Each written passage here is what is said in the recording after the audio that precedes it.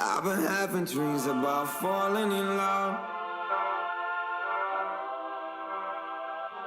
It feels so real, but nobody is here when I wake up. Do you know my name?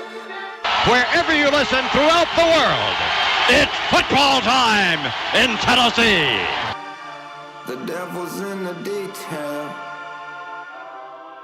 I'm a natural born killer. Here's Tua stepping back, loads up, looks long, throws, end zone, touchdown! Alabama! Devontae Smith, touchdown, Alabama! A natural born. Take this hopeless broke soul off this remote control. Going to be fielded by Lorenzo Neal at the 25. Pitches it back to Wycheck. He throws it across the field to Dyson. He's got something. He's got something. 50. He's got it. 40, He's got it. 20, 10. He's got it. End zone.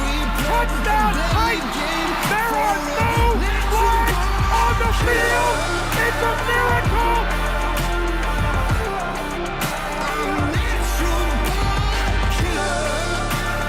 This is the Front Porch Sports Radio Hour with your host, Drake Collins. And good afternoon. Welcome in. This is the Front Porch Sports Radio Hour. I am Drake. The WKOM studios this cold March 16th, Monday afternoon. I mean, snowy. Wind is up. There's some snow flurries outside. I mean, we just set record high temperatures last week. Don't worry, though. We'll be in the 80s by this weekend. It's not even a joke. No, I know. It's nuts. It's hard to believe. Hard to believe. Maury County Public Schools most valuable awards for boys and girls basketball are out. Why don't you pick that up for us, Landon? Yeah, so this is the climax of the end of season basketball awards, just recapping who won the awards beforehand. We got Mr. T.C. Brady, 3-point king, Miss Kendall Massey, 3-point queen. Boys and girls defensive player of the year, Jordan Murphy is the boys from Battle Creek. Girls, Molly Bratton from Battle Creek as well. And then the most valuable player is today. And these two players, I would say, that I saw this year are definitely the best two that I saw holistically. The boys' MVP is Ashton Hoffman from Spring Hill. He's a senior, number 20. He averaged 19 points a game along with 8 rebounds and 3 assists. He was a 2-time Front Porch Sports Network Player of the Week. He was District 11 Class 3A All-District and All-Tournament, and he had multiple 30-point games this season. That is the boys' most valuable player, Mr. Ashton Hoffman. And the girls' most valuable player is Miss Kendall Reichman from Culleoka, senior for the Lady Warriors. She averaged 18 points a game, 8 rebounds, 3 assists, and 2.5 steals. She was a 1-time Front Porch Sports Network Player of the Week in District 10, Class 1A. She was the regular season district MVP, and this season she had a game with 27 points and 17 rebounds. She made 43 total three-pointers, and she passed the 1,000-point mark in her career. So congratulations to Kendall Reichman and Ashton Hoffman. Fantastic. Both very well deserved. Okay. The field of 68 is set as March Madness begins. First with their play-in games. I think, then they start tomorrow? I know they're Wednesday. They might, a couple of those might begin tomorrow. Heavy favorites dominate the top seeds for the tournament, and they were rewarded as such for their terrific regular season success. Yesterday afternoon, the NCAA Selection Committee delivered a chalky top line of number one and number 2 seeds. I think we're going to hear that word chalky a lot. I agree. This tournament. You know what I mean? Probably. All right. And number 1 seed Duke is in the East. Number 1 seed in the East, 32-2. But they've lost Caleb Foster, their experienced point guard, and they're having to hand the ball over to Caden Boozer, the twin brother. Are they twin brother or younger brother? No, they're twins. Twin brother of freshman superstar Cameron Boozer. And, Duke's great. They got a great team. I just worry about if I'm a Duke fan or if I'm putting all my money on Duke, I'm worried about a freshman point guard going deep enough into the tournament. I mean, I am too. I mean, I'm just saying. You really need – I think teams in the past – not to say there haven't been teams that have had younger players running the point guard position, but for the most part, national champions, if you go back and look, they had an experienced, seasoned point guard at the helm. Yeah, they do. It helps a lot in March Madness. Experience is the biggest thing. Yeah, I sure. think. Sure it is. Arizona is the number 1 seed in the West. They're 32-2, just like Duke. The number 1 seed in the Midwest is Michigan. They're 31-3. They lost to Purdue in the Big Ten title game. Florida, from the SEC, is the number 1 seed in the South, 26-7, and they lost to the Vanderbilt Commodores. Little bruh. Little bruh. In the SEC title game on Sunday. All right, now let's take a look at the bottom of the brackets, and the Mac Darling and Pearl family nemesis, the Miami Redhawks, finished with an incredible 31-1 record, but due to a poor strength of schedule ranking or rating, the committee penalized the Redhawks with a number 11 seed and forced them into a playoff game. So they have to play. They're one of the first 4 play-in games to make up the field of 64. So the Redhawks got in. Bruce Pearl and Steve Pearl's Auburn Tigers did not get in. And I tell you what, and I'd like to comment on both of those things. Okay. First off, Bruce Pearl yesterday on the selection show came off as the biggest crybaby, and we've known Bruce to be a crybaby over the years, but that was just gross. I mean, it was. And I know your kid's the coach. Can I say something about that? Look, Bruce Pearl, through his whole career, when he was an assistant at Iowa, and did not and was illegally recruiting back in those days, a kid named Deion Thomas.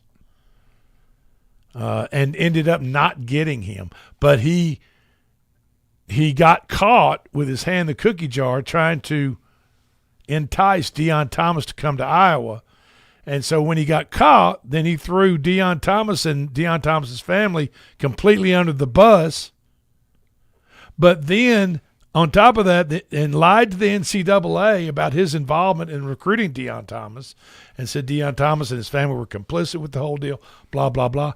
He gets banished from Division I coaching for 10 years by the NCAA for lying to the NCAA at that time, which is a big no-no. And that's how stupid he is, ridiculous he is. And so move up to today, he went through what? Wisconsin, Green Bay. He went through a couple of other mid schools, and then ended up at Tennessee. And lied to the NCAA again. That's right. And then Auburn. Bruce Pearl is shameless. That's what Bruce Pearl is in today's world. Bruce Pearl is shameless. He's broken the rules ever since day one. He continues to break the rules even when he gets caught. There's just no shame in what he does in his game. I just couldn't believe that he actually expected them to make the tournament. I just can't believe that. They were one game above 500. To be in coaching as long as Bruce Pearl has been. It's never happened. They've never had a team, unless they've won their conference championship. That large bid has never been one game above 500 and gotten into the NCAA tournament. It's never, ever happened. But he expected his son's team to do that. And threw a fit on national television. He did. And the other thing, back to Miami of Ohio, the Redhawks, right? Yep. So I think that's actually going to work out well for them to get a game in, because I think they're playing, VMI or somebody. Get that game in. You had that long winning streak. Get a SMU. Okay, SMU.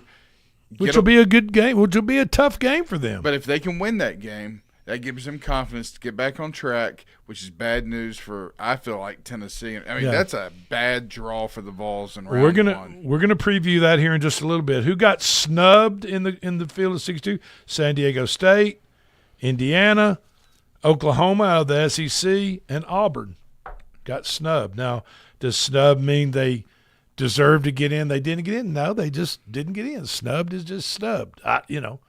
You can make your own case or you have your own opinion about it. Auburn looked bad down the stretch. They lose their last 7 of 9 like regular season games, and then they get beat. They get beat in the tournament early. I mean, they just didn't look good. And they didn't. And that has to count for something. Absolutely, you can't it does. come in on 3 wheels into the tournament. I mean, you just can't do it. I get they beat Florida. They had a couple of other good wins, but they had a lot of bad losses. I tell you what, I felt like Arkansas kind of got hosed on their seeding, being the SEC champion. I think so. Well, they get their number 4 seed. They get Yale out of the first round. So. That's dangerous. Yeah. Indiana. They lost to a quad two team, Northwestern, in the Big Ten tournament. So they get bounced. Which team was underseeded in this 64 team? St. John's. The Red Storm was given a 5 seed. I don't get that. After they just destroyed UConn in the Big East title game by 20. And beat them twice this year. Did you see Danny Hurley again showing his ass? I mean, is that guy just – speaking of shameless. Yeah, he is so he's acting in a professional manner. It's impossible for him. Danny Hurley needs some help. He needs some professional therapy, sit down. They need to take all his antics on the sideline and duct tape him to a chair. Sit him down and toothpick open his eyelids and let him watch himself on the sidelines. And what a complete fool a grown man is making of himself. Oh, by the way, let me finish this thought. The way Bruce Pearl was acting in the stands. Oh, in Nashville, yeah. During the Auburn loss. I mean. Yeah. Yeah, that wasn't that bad. That you talk about shameless and just – show some class. Act like you've been somewhere before. What are you doing? Hurley's borderline sick. Like he's that one kid on the playground that just can't get along with anybody. That ends up in the corner pouting. I'm just telling you, that guy's crazy. Well, St. John's gets a 5 seed after destroying UConn by 20 in the Big East tournament. And they have to travel all the way across the country and play Northern Iowa. Did you see the presser where Rick Pitino leaned over and took a big swig out of a beer in a cup? I did not. He was sitting on the end. They were interviewing some of their players after the game, whatever, and underneath the table, the press table there, Pitino had a cup of like draft beer. And he reached over and knocked out about a third of it, set it back down. Somebody had a video of it. It was fantastic. I love it. Oh, really? North Carolina fell to a 6 seed. Of course, they've lost Caleb Wilson, who broke a thumb and will not be available for the tournament, obviously. And Texas Tech slid to a 5 seed also without J.T. Toppin due to a knee injury. He is out for the rest of the season, too. Join us tomorrow for more information and March Madness picks Tuesday. We're going to go. We're going to run down the whole. We're going to run down the whole bracket and who we think can win or lose. Teams from the great state of Tennessee that made the field of 68, 64, however you want to look at it. 3 teams from Tennessee made it to the big dance, March Madness. Vanderbilt is a number 5 seed in the South. They will play Thursday versus McNeese at 2:15 at the Paycom Center in Oklahoma City. 2:15 Thursday, Vanderbilt. Tennessee State Tigers, number 15 seed. Man, they drew a tough draw there. In the Midwest region, they played number 2 Iowa State on Friday about 2 o'clock. 1:50 tip-off, it says, in St. Louis. The Tennessee Volunteers, number 6 seed in the Midwest, will play the winner of the first 4 play-in game between Miami of Ohio and SMU. Friday at 3:25 in Philadelphia. It's a long way to travel to see the Vols, Philadelphia. It is a long way. Both Vandy and Tennessee enter the March Madness tournament as battle-tested programs. In the Vandy game versus McNeese, the McNeese Cowboys, the yellow caution light has been turned on for Vanderbilt for that game because McNeese is a mid-major powerhouse with recent March Madness upsets under its belt. Vanderbilt's strength, one of the nation's best backcourts. Definitely. Tyler Tanner, Duke Miles. Duke Miles behind the back yesterday. That was a great play. Tanner averages 15 a game and 5 assists. 19 a game and 5 assists. They are ranked in the top 10 in the nation in offensive efficiency, Vanderbilt is. McNeese plays a high-pressure, somewhat chaotic style of defense.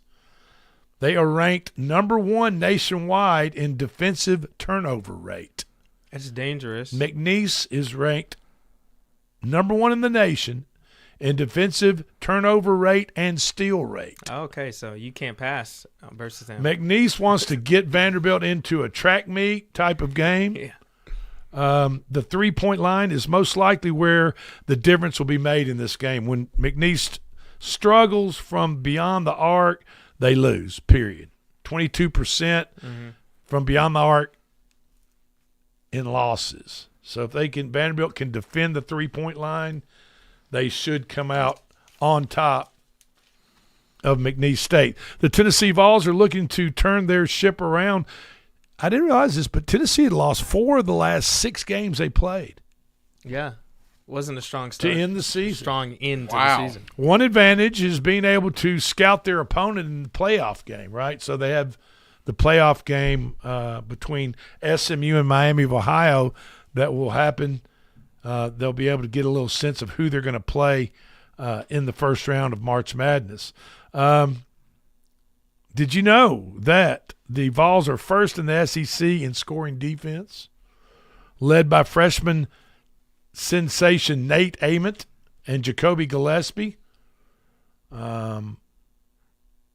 Tennessee's physical pressure would likely overwhelm the Red Hawks of Miami, really. I mean, Tennessee just plays a high-pressure, physical type of defensive game. And Miami of Ohio has much smaller guards. So we'll see what happens. Now, Miami of Ohio still has to play SMU first, and not to say I don't know which – I would say that's going to be a close game. SMU has a high-scoring guard, 19 points a game, Boopie Miller. Oh, name of the year so far. Boopie, Boopie Miller. And the matchup for the Vols would be a much more – against SMU would be a much more grinded out kind of defensive battle against SMU as compared to McNeese. Yes. No, I'm sorry. As opposed to Miami, Ohio. The key to the Vols' victory, no matter who they play, is rebounding the basketball.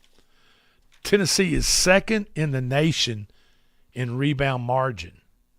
When the Vols dominate on the glass and get second chances, they're a tough out for any team, much less a double-digit seed. Tennessee has a massive challenge against the number 2. Tennessee State has a massive challenge against the number 2, Iowa State.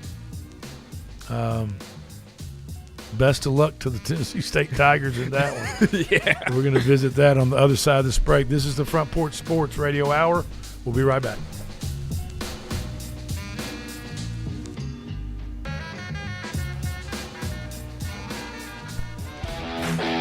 This is Coach Tredaris Goff from Columbia Central High School football. You are listening to 101.7 WKOM in Columbia, Tennessee. We at Hollins Pharmacy must be doing something right. We've been providing pharmaceutical services in the Middle Tennessee area for over 60 years. The guiding principles of our business are fast, accurate, friendly, personal service. We do not have long waiting lines, and our phone calls are answered by a staff member. We strive to get to know our customers by name, not just a date of birth or number. We are your locally owned hometown pharmacy, and we appreciate your business. We urge you to come visit us at Hollins Pharmacy, 1608 Hatcher Lane here in Columbia.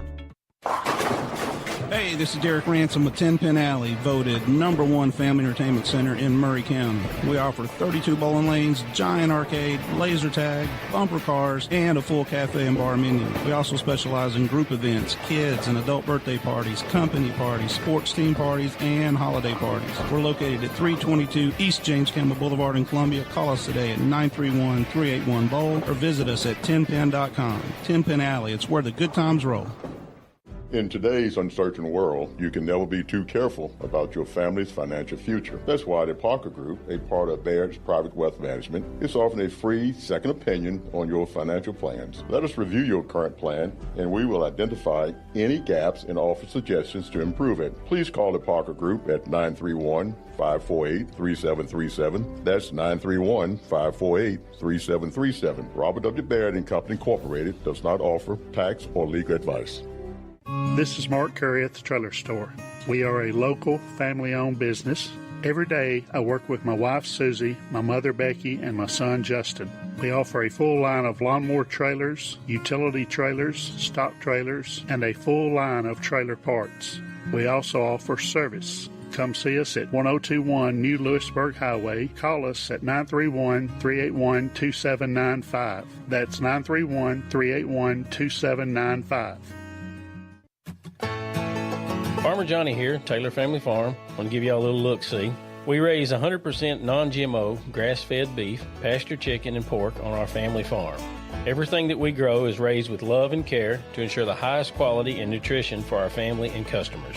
You can shop online at TaylorFamilyFarmTN.com or visit our farm store in person at Etheridge, Tennessee at 301 Dave Reisner Road. That's TaylorFamilyFarmTN.com for more information.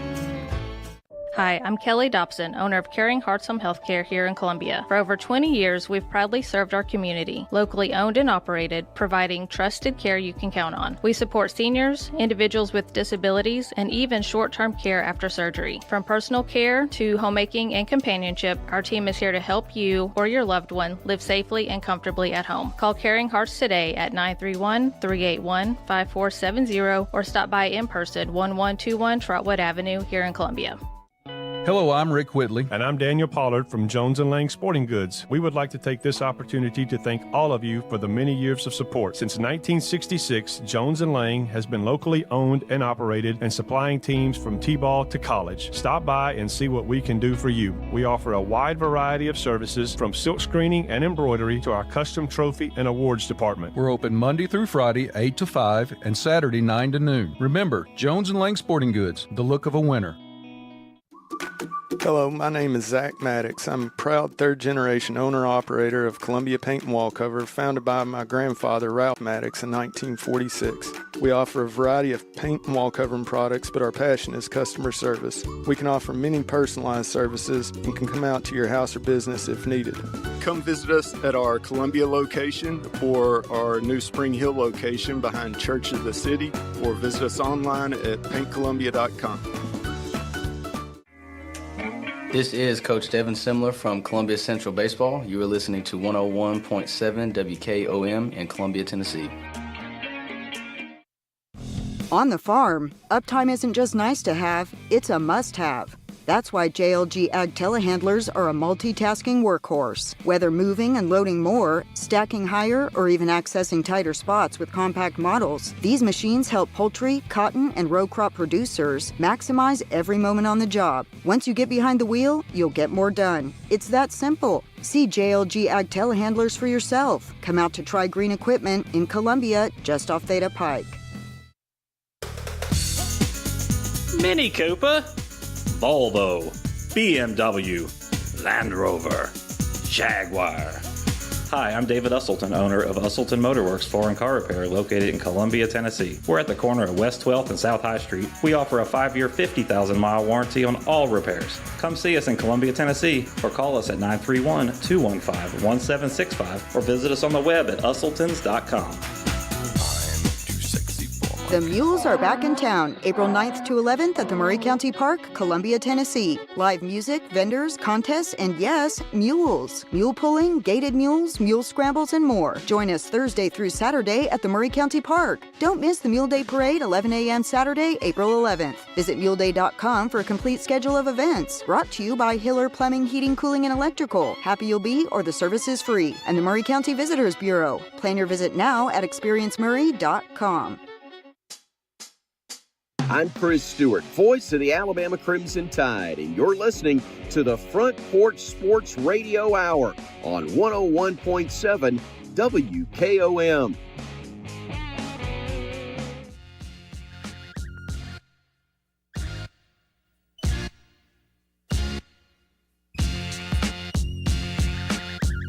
And welcome back into the Front Porch Sports Radio Hour. If you ever have a comment, opinion, or suggestion for us, what we're doing here on the Front Porch Sports Radio Hour, we welcome it at 931-388-3636. Hit punch number 5 for our comment line. And thank you for calling in, and thank you for joining us today. We were talking a little bit about Tennessee State as they drew a tough, the number 2 seed. If you go in as a 15 seed, the way tournaments are set up, you're going to draw a high seed, which is Iowa State. Tennessee State had a great year, regular season, 23-9 under the first-year head coach of Nolan Smith. Yep. I don't know much about Nolan Smith. He went to Duke. He was on the national championship team. Well, fantastic. In 2010. The Tennessee State Tigers play a fast-paced, relentless style of basketball, similar to McNeese. Tennessee State plays a high-pressured, chaotic defensive game. Look for star Aaron Krumah. Krumah, okay. Aaron Krumah, OVC Player of the Year, averages 18 points a game. He's a great defender also and averages 3 steals a game, which is near the top of nationally of all teams across the country as far as steals go. Also, Travis Harper II, he averages 17 points for the Tennessee State Tigers. He's a lethal shooter from the outside. Point guard Dante Harris, 12 points a game. He's a transfer from Memphis and then UVA, and now he's at Tennessee State. The problem for TSU, Iowa State, they've got a top 5 defense. Yeah. They don't turn the ball over. And that's kind of where TSU makes their hay, so to speak, is by getting teams to turn the ball over and then transition off of that turnover into offense. Tennessee State will need a big game from their biggest players, 6'9" Antoine Lorick III and 6'8" Jalen Petrie. They've got to get busy on the boards, or it's not going to be a close ball game. Yeah. This is the first appearance in March Madness for Tennessee State in 32 years. 1994 was the last time Tennessee State. Great accomplishment. Best of luck to them, though, in that first-round game. In the women's March Madness, there were 10, just like in the men's March Madness tournament, 10 SEC teams, women's teams made the tournament, 10 men's teams made the tournament. Vanderbilt, women, the Lady Doors, they're number 2 seed, 27-3. They're in the Fort Worth, Texas region. They have the Coach of the Year, Shea Ralph. Yep. They had the Player of the Year, does the Lady Commodores. Michaela Blakes, right? They play High Point on Saturday, 6 o'clock in Nashville. Vanderbilt hosts the first 2 rounds of the tournament in Nashville. Fantastic. Go watch that. Tennessee Lady Vols, number 10 seed, also in the Fort Worth, Texas region, takes on number 7 NC State, a rematch from the season opener. Then they play Friday at 7 p.m. in Bob Seger country, Ann Arbor, Michigan. MTSU and Belmont had good seasons, but they just fell a little short in their conference tournaments and did not make the big dance. So there you have it. Did you guys catch the Dominican Republic USA game last week? Excellent. Claw, you saw that game. It was a great game. What a game. I mean, what a game. Yeah. It's a thrilling game to watch. USA. And let me say something. You know, when we sit around and we watch pro sports, and NBA, they play 82 games a year, right? Major League Baseball, they play 160-plus games a year, 162. I mean, that's a lot of baseball games. And so if you watch those games a lot, I'm sure there are times where we question whether these professional athletes are putting their full energy and effort into these games in the regular season, right? Well, I tell you what, if you watch this World Baseball Classic where they divide up professional players around the world onto these baseball teams, Puerto Rico, Venezuela, Dominican Republic, Japan, Italy. Man, these guys are absolutely playing their asses off. I mean, you know, in a thrilling game last night, USA held on to beat Dominican Republic and advanced to the finals of the WBC, the World Baseball Classic, as USA won 2-1 as Logan Webb and Team USA's bullpen stiffened and stifled the Dominican Republic stars like Juan Soto, Vladimir Guerrero Jr. The throw that Aaron Judge made from right field to third base to throw out Fernando Tatis Jr. was it's incredible. Just hard to believe to watch time. it. I mean, it's one of the really in baseball. It's one of the most beautiful plays you can ever watch. To be honest with you, same way with deep throws at home plate from the outfield, relay throws, stuff like that. I mean, it's really something beautiful to watch. So now Team USA waits to see who wins tonight's game, the other semifinal in Miami between Venezuela and Italy. And oh, by the way, the Italy, who is like the Cinderella team of this whole World Baseball Classic, and their captain of their team, Vinny Pasquantino, his dad teaches right here in Murray County Public School System, Spring Hill High School. Head baseball coach. Yeah. Yeah. He had 3 home runs in a game last week. That's right. It's incredible. How proud, what a proud papa he must be. Oh, I mean, It's just good for him and good for the Pasquantino family. And I hope, I don't know, to beat Venezuela, they're really going to have to be on top of their game and be scoring some runs. And they're just going to have to outscore Venezuela. I mean, obviously that's what you do, but I mean, I'm talking about putting some runs up in order to stay with Venezuela. Tonight on FS1, 7 p.m. first pitch in Miami. And the championship's tomorrow night, correct? That's right. Venezuela rallied to beat Japan 8-5 and doused any hope of the Japanese team repeating their title from 3 years ago. And like I said, without a doubt, Italy is the Cinderella fairy tale story in this World Baseball Classic. They beat Puerto Rico 8-6 to get to the semifinals tonight. Dominican Republic won 10-0 over Korea and looked really good. The championship game, like you said, Clayton, is tomorrow, 7 p.m. between USA and the winner of, like we said, tonight's Dominican Republic and Italy game. Venezuela. Right. Italy. Yes. Oh, I'm sorry. That you're exactly right. Venezuela and Italy. Yes. Okay.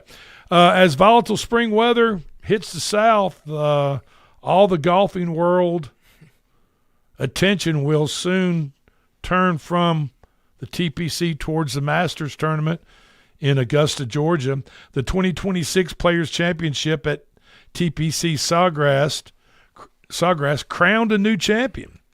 In Cameron Young, finishing 13 under par and winning a cool $4.5 million for first place. That's a good paycheck. I wonder if they give him a big ass check. That'd be dope. You know what I'm saying? That'd be dope. Like one you could put in your man cave on the wall, like wallpaper. But anyway, trailing by 1, yesterday, approaching the 17th island green. Cameron Young stuck a wedge about 10 feet from the hole on the island green and then drained the birdie to come into a tie with Matt Fitzpatrick. And then on the 18th, Cameron Young hit a monstrous 375-yard drive, the longest drive ever recorded on that hole. Wow. And then he was only a wedge out to secure par and win. So the heartbreak story of the TPC, at the TPC Sawgrass, Ludwig Hebert, right? Yeah. It's the G is I'm going to go with that, yeah. Ludwig Hebert collapsed on Sunday. He started Sunday 3 shots ahead of the whole field and looked good until he got to the back 9. Then he put it in the water on 11 and 13. It's not good. Ended up tied for 5th. It's like me out there. Yes, absolutely. Bad. This looks like me too. So. All right, let's see. We SEC teams that made it. We talked about SEC teams into the March Madness tournament. Let's talk about who they play. Florida, it's the number 1 seed, will play the winner of the play-in game between Lehigh of the Patriot League. Yeah, Lehigh, that is correct. Patriot League. And Prairie View A&M. Mm-hmm. They should be the Prairie Dogs, but they're not. Mm-hmm. I can't remember what we said Prairie View was. I can't remember what we were talking about. I can't remember either. But they should be the Prairie. They need to They're change the it. Panthers. Oh, that's right. They're the Yeah, Panthers. They should be the Prairie Dogs. DAWGZ. Yeah. Okay. Oh, Alabama takes on South Dakota State. Arkansas, a 4 seed, takes on Yale. Vanderbilt, a 5 seed, takes on McNeese. Tennessee, a 6 seed, takes on the winner of the play-in between Miami of Ohio Redhawks and the SMU Mustangs.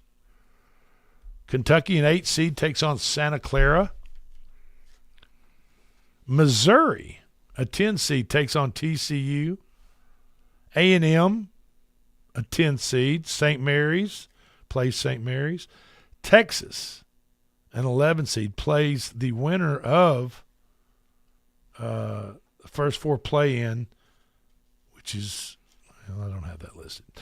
Georgia takes on the St. Louis Billikens, who have been ranked as high into the AP Top 25. Women's, man, I mean, the women's, you look at the women's March Madness. I mean, Texas, a 1 seed, plays the winner of Missouri State, Stephen F. Austin. South Carolina, another 1 seed. So there's 2 number 1 seeds out of SEC. South Carolina plays the winner of Samford and Southern. Vanderbilt is a 2 seed. They play High Point. LSU is a 2 seed. They play Jacksonville. Oklahoma's a 4 seed. I mean, really, 9 out of the 10 teams in the SEC women's side are all single-digit seeds. The only double-digit seed is Tennessee. Right. And they're at 10. Right. And Tennessee's damn good. They are pretty good. As far as the women's program. Lady Vols. Oklahoma plays Florida Gulf Coast. Ole Miss, a 5 seed, plays Gonzaga. This is the women's side now. Kentucky plays James Madison. Alabama plays Rhode Island. And Georgia, a 7 seed. I want to say, well, no, I'm not sure who they play. I don't have them on the list. So, but I mean, got 10 women teams out of that, 10 women's teams out of the SEC. Got 10 men's teams. Not bad. And Auburn will play in the NIT. They have accepted. You know, he's happy. Yeah. Got to get back to work, man. I mean, it's time to. Right. All right. This is the Front Porch Sports Radio Hour. Don't go anywhere. We're going to take a second break. We'll be right back.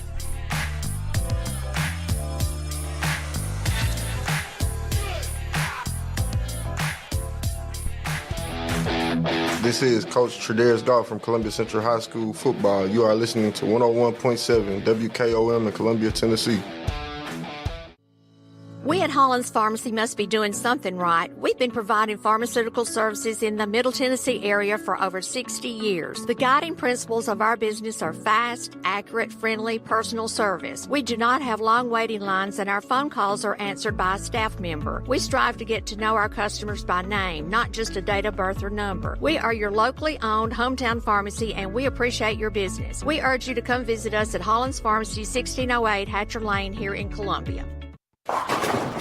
Hey, this is Derek Ransom with 10 Pin Alley, voted #1 family entertainment center in Murray County. We offer 32 bowling lanes, giant arcade, laser tag, bumper cars, and a full cafe and bar menu. We also specialize in group events, kids and adult birthday parties, company parties, sports team parties, and holiday parties. We're located at 322 East James Campbell Boulevard in Columbia. Call us today at 931-381-BOWL or visit us at 10pin.com. 10 Pin Alley, it's where the good times roll.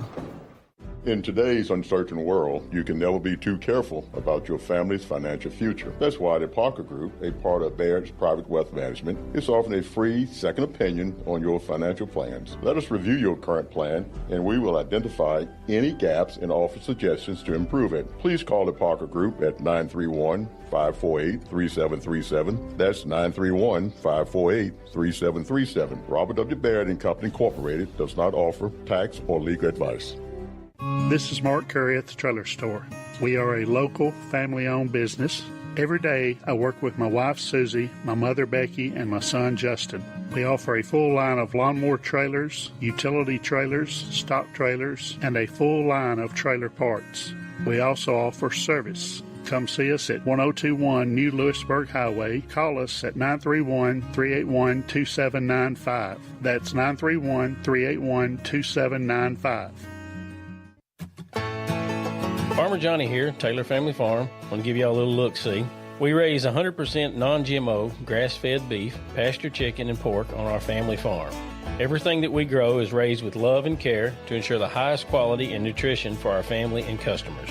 You can shop online at TaylorFamilyFarmTN.com or visit our farm store in person at Etheridge, Tennessee at 301 Dave Reisner Road. That's TaylorFamilyFarmTN.com for more information. Hi, I'm Kelly Dobson, owner of Caring Hearts Home Healthcare here in Columbia. For over 20 years, we've proudly served our community, locally owned and operated, providing trusted care you can count on. We support seniors, individuals with disabilities, and even short-term care after surgery. From personal care to homemaking and companionship, our team is here to help you or your loved one live safely and comfortably at home. Call Caring Hearts today at 931-381-5470 or stop by in person, 1121 Trotwood Avenue here in Columbia.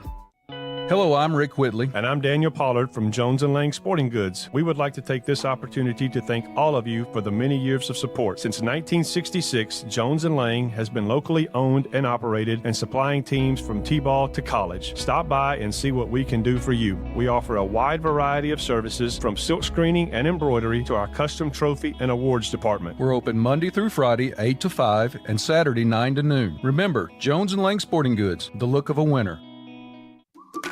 Hello, my name is Zach Maddox. I'm a proud third-generation owner-operator of Columbia Paint and Wallcover, founded by my grandfather, Ralph Maddox, in 1946. We offer a variety of paint and wall covering products, but our passion is customer service. We can offer many personalized services and can come out to your house or business if needed. Come visit us at our Columbia location or our new Spring Hill location behind Church of the City, or visit us online at paintcolumbia.com. This is Coach Devin Simler from Columbia Central Baseball. You are listening to 101.7 WKOM in Columbia, Tennessee. Harmon Scrap Metal invites you to our annual Columbia Easter egg hunt. Join us Saturday, April 4th from 2 to 4 p.m. at Woodland Park Rotary Shelter in Columbia. With over 10,000 eggs, bounce houses, food trucks, and fun for kids of all ages. It's an event the whole family will love. So grab your baskets and hop on over for an afternoon of Easter fun. We'll see you there. Experience snoring, trouble sleeping, daytime exhaustion? All of these could be signs of a sleep disorder. Dr. Samini Uman is bringing her sleep practice to Middle Tennessee, offering both clinic and online appointments with proven results. telehealth appointments with no waiting rooms, home and in-lab sleep studies with local sleep lab partnerships, including Williamson Med Center. Visit oursleepdoc.com or call 615-302-8039. Your path to better sleep starts here. I'm Chris Stewart, voice of the Alabama Crimson Tide, and you're listening to the Front Porch Sports Radio Hour on 101.7 WKOM.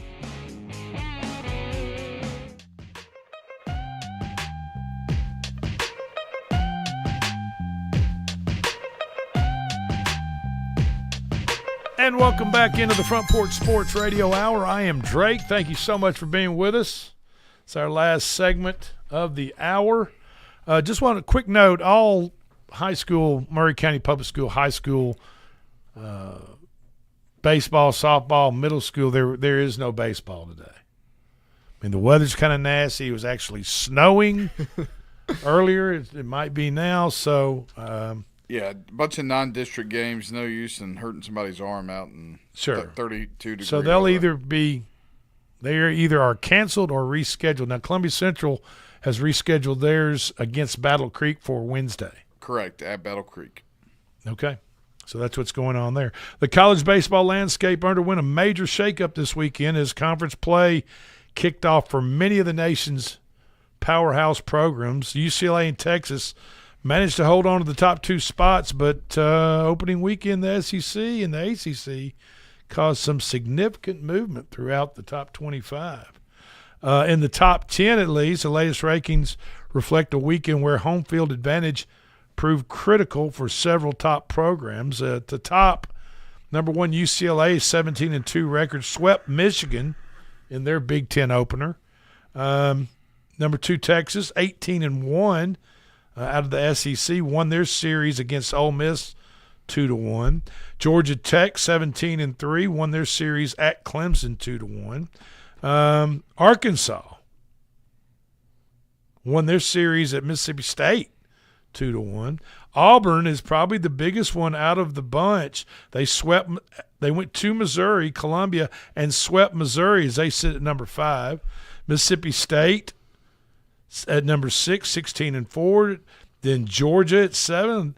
I mean, there's I don't know. I didn't count them up. But let's see, 1, 2, 3, 4, 5, 6. 6 out of the top 10 are SEC programs. 6, 7. The big winner over the weekend is UCLA, as they remain the undisputed number 1 after a 4-0 week. Dominant sweep of Michigan. Georgia Tech proved their offense is for real by taking a road series from Clemson. Auburn made the biggest statement, like I said, going to Missouri and moving them into the top 5 of the coaches poll. Now, who actually kind of stubbed their foot, fell coming out of the batter's box, so to speak? Clemson fell from 11 to 19 after a 1-3 week that included a midweek loss to Georgia Southern and the series loss to Georgia Tech. Wake Forest suffered the worst weekend of the elite teams, getting swept at home by Florida State and falling from number 12 all the way out to number 24, depending on which poll, or 25, depending on which poll you're looking at. LSU, for the first time in this season, the Tigers have dropped out of the top 25 entirely after losing their opening SEC series to the Vanderbilt Commodores.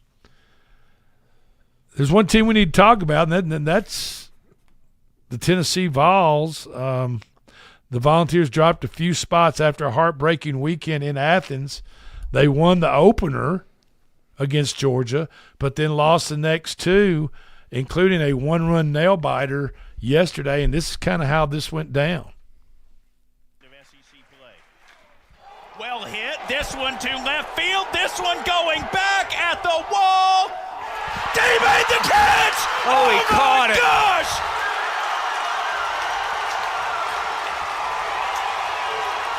Cole Johnson at the wall!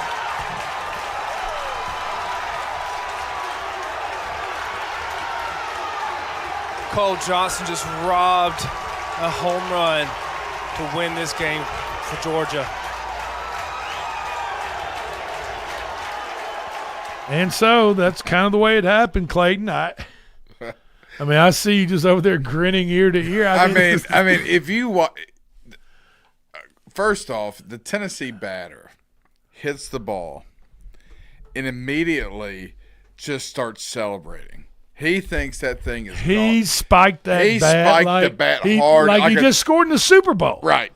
And then starts looking at his dugout, beating his chest. Yeah, turns his back to the ball, beating his chest. Because there was a player teammates. on, there was a runner on. Right. Tennessee's down 1 with 2 outs, top of the 7th. Okay. So they got to either tie it or he thinks they're taking the lead 9-8 with a 2-run home run. Yeah. Unfortunately, the baseball just did not carry far enough.